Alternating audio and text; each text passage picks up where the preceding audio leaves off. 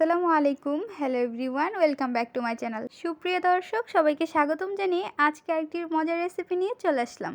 রেসিপিটি হলো নতুন রাঁধুনি এবং ব্যাচেলার স্পেশাল। একদম সহজভাবে দেখিয়ে দিব এই ডিম রান্নার রেসিপিটি। চলুন রেসিপিটি দেখা যাক। বিসমিল্লাহির রহমানির রহিম। বসিয়ে দিচ্ছি একটি কড়াই, পরিমাণ অনুযায়ী দিয়ে দিচ্ছি তেল। এখন এর মধ্যে দিয়ে দিচ্ছি ডিমগুলোকে আমরা হালকা ভেজে নিব। ডিমগুলোর মধ্যে যখন হালকা কালার চলে আসবে তখন আমরা ডিমগুলোকে নামিয়ে নিব। ডিমগুলোর মধ্যে কালার চলে আসছে, এখন নামিয়ে নিব। একটি কড়াই বসিয়ে দিচ্ছি তেলটি গরম হওয়ার পর এর মধ্যে দিয়ে দিচ্ছি পেঁয়াজ কুচি। এখানে আমরা মিডিয়াম সাইজের 3টি পেঁয়াজ কুচি করে নিয়েছি। এর মধ্যে দিয়ে দিচ্ছি তেজপাতা, দিয়ে দিচ্ছি এলাচ 3 টুকরো, লং 4টি, দারচিনি 2 টুকরো। দেওয়ার পর ভালোভাবে নেড়েচেড়ে নিতে হবে। পেঁয়াজের কাঁচা গন্ধ যাওয়া পর্যন্ত আমরা ভালোভাবে নেড়েচেড়ে নেব। এখন এর মধ্যে দিয়ে দিচ্ছি আদা রসুন বাটা 2 টেবিল চামচ।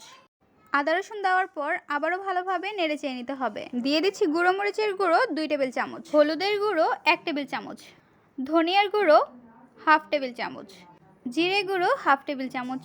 দিয়ে দিচ্ছি অল্প পরিমাণে পানি। এখন ভালোভাবে নেড়েচেড়ে মশলাটি মিক্সড করে নিচ্ছি।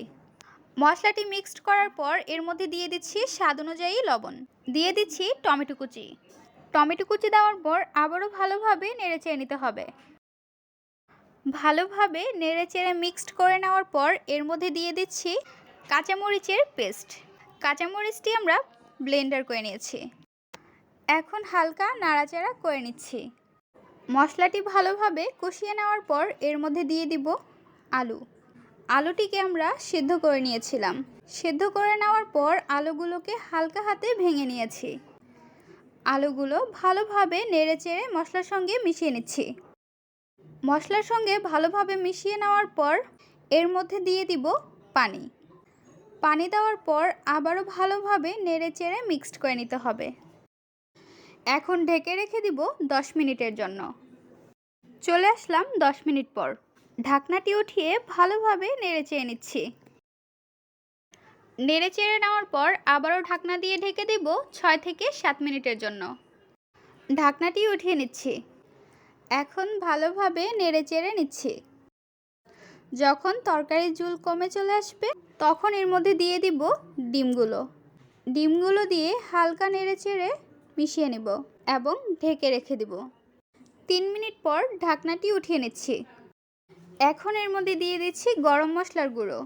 গরম মশলাটি ছিটিয়ে দেওয়ার পর আবারও ঢেকে রেখে দিব 2 থেকে 3 মিনিটের জন্য। চলে আসলাম 3 মিনিট পর। ঢাকনাটি উঠিয়ে আবারও নেড়েচেড়ে নিচ্ছি। আমাদের ডিমের ঘাঁটিটি প্রায় তৈরি হয়ে গিয়েছে। 1 থেকে 2 মিনিটের মতো চুলায় রেখে চুলাটি অফ করে দিব। তৈরি হয়ে গেল আলু দিয়ে ডিমের ঘাঁটি। এই রেসিপিটি খুবই সহজ, বিশেষ করে নতুন রাঁধুনি এবং ব্যাচেলার স্পেশাল।